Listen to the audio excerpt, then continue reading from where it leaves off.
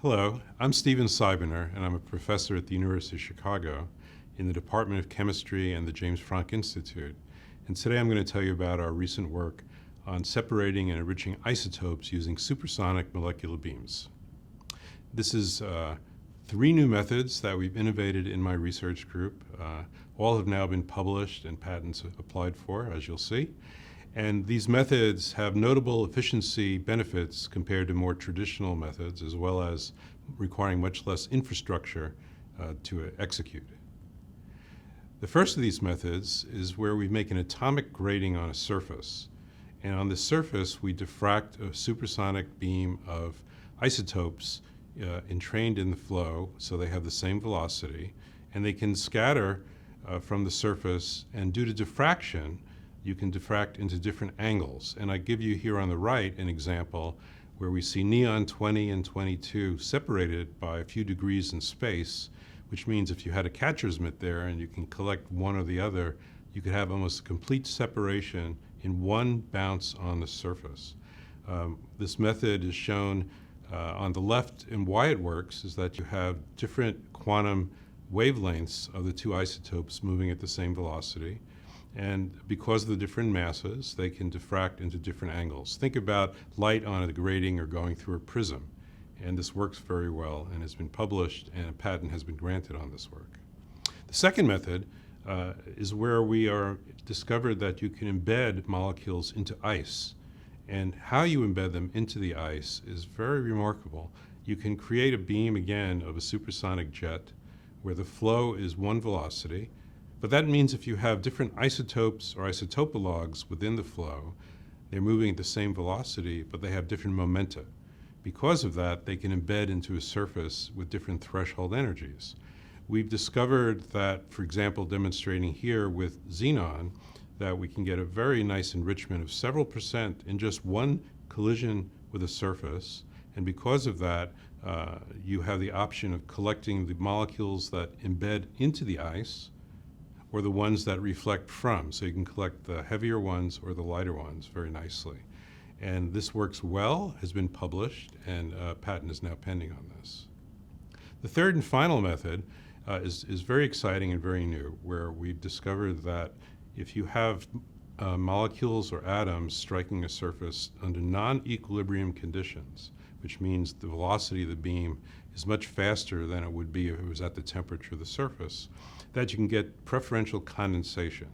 And what we show here on the left with the little schematic is that we can have molecules that embed into an ice. In this case, it's methane versus heavy methane, and heavy methane being CD4 and light methane being CH4. And what we can see here is that the heavier ones can stick with more probability than the light ones in one bounce. On the right, I show you both an experimental plot and very recently a published paper using molecular dynamics simulations, which track the experiment remarkably well. And what you see is that in one bounce with the surface, one bounce, that you can get about a 5% or more change in the isotopic composition of what's stuck on the surface versus what came in from the initial direction of the beam. And this is also something that we're going to look at in great detail in the coming year. We're very excited about this.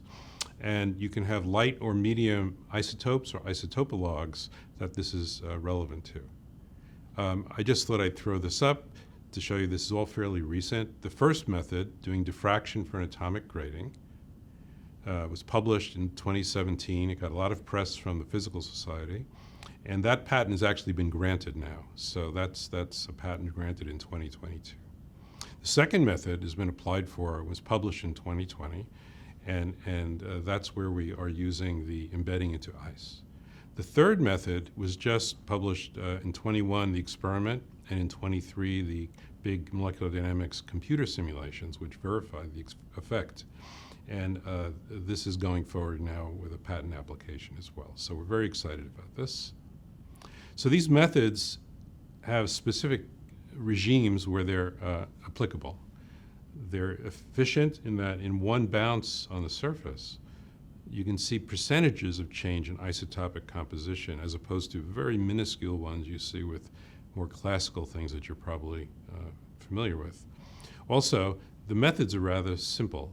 They can scale up. We have a machine that's a few meters wide, a few meters high, but this could be scaled to a much larger extent. Now, these methods that I've described to you today are highly efficacious. They produce significant single-pass isotopic abundance changes, and they offer relative simplicity compared to some other methods that I'm sure you're familiar with. I would note that the methods have different areas where they have the most likelihood of succeeding. I mentioned that in the talk, but there are lighter isotopes, such as for carbon and silicon, where if you could purify those materials, you could lead to better materials with thermal conductivity. But you also could make materials that are better for quantum information science platforms. There are also medical isotopes, and there are also energetic isotopes, such as lithium, which in the future will be used for fusion-type reactors. But there's many possibilities in what could be achieved. Telling you about myself, so I've been a professor here since the beginning of my career when I was hired as a graduate student at Berkeley to be a professor. And what we've done here in my group is physical chemistry of interfaces, where we look at dynamics at surfaces at the atomic level. We have microscopes where we see individual atoms and can move them around. At the moment, we're looking at polymer dynamics, growing superconductors, studying ice chemistry for sustainability, and of course, isotopic chemistry, which I told you about today. It's a wonderful research group, and work goes forward and continues today. Thank you very much.